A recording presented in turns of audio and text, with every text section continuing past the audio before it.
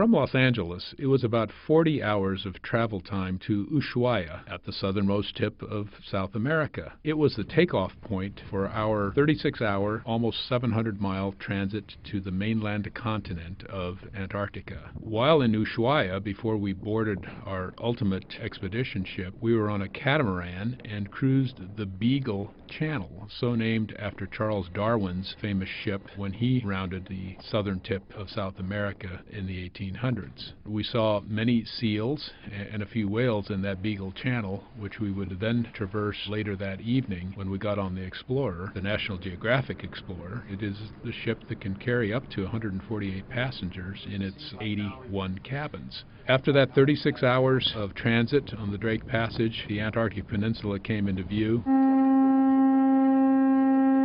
And indeed, it was showtime. Once we landed, the expedition leader, Lisa Kelly, and her staff of 14 naturalists introduced us to the ubiquitous penguins and taught us how to differentiate amongst the species. The roughly 75 million penguins have some common traits. They seem fearless and they toddle like wobbly waders. Seals, too, are an important part of this frozen animal kingdom. We saw the predatory leopard seal, including one sitting alone on its own ice floe.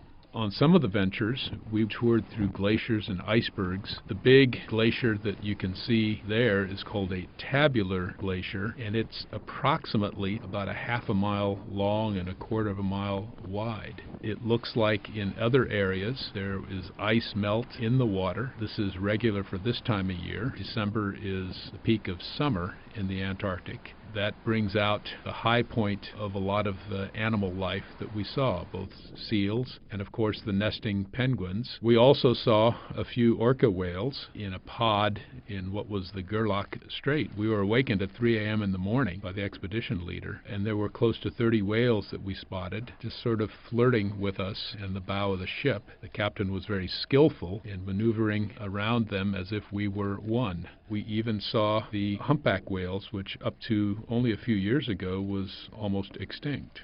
Traveling with my two sons, it was heartwarming to see that amongst the tsunami of photo opportunities, every once in a while, they just put their camera gear down and just soaked in the unbelievable majesty of the area.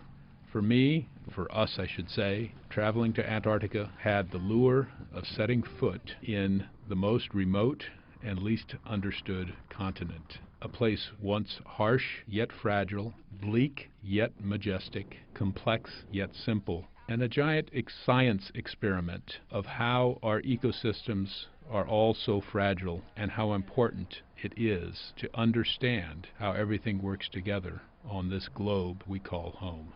For the Los Angeles Times, this is Eddie Hartenstein.